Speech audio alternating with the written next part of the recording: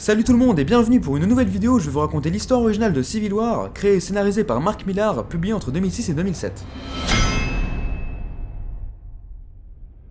Cette histoire commence à Stamford dans le Connecticut quand un jeune groupe de super-héros appelé les New Warriors, supervisé par Speedball, essaie de débusquer des super-vilains sous le regard des caméras pour le compte d'une télé-réalité.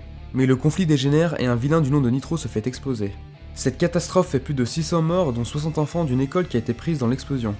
Les équipes de secours et les super-héros comme Iron Man, Captain America et Wolverine se réunissent sur les lieux pour essayer de sortir les survivants des décombres ainsi que les corps.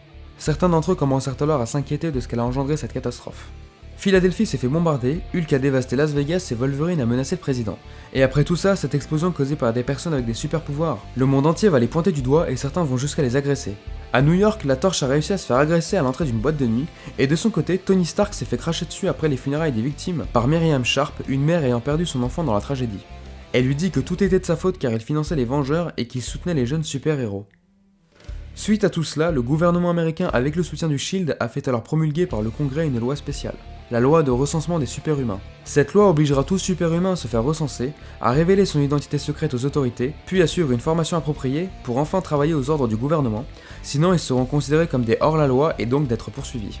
Une vingtaine de super-héros se réunirent alors pour discuter de cette loi, les avis étaient divisés. Certains, comme Iron Man et Monsieur Fantastique, pensèrent qu'il s'agissait d'une bonne idée, que ça pourrait rassurer le peuple américain. D'autres, comme le Faucon et la Guêpe, pensèrent le contraire, qu'ils avaient droit à leur vie privée et que les masques étaient une tradition des super-héros. Et enfin, quelques-uns étaient hésitants, comme Spider-Man qui avait ajouté que ça pourrait être dangereux, pour leur famille par exemple. Pendant ce temps, dans l'héliporteur du SHIELD, Maria Hill, la directrice, demanda à Captain America de créer une équipe de super-héros enregistrée pour appréhender tous les super-héros qui ne se soumettraient pas à cette nouvelle loi. Captain America refusa, et répondit que ce projet diviserait la communauté des super-héros jusqu'à entraîner une guerre.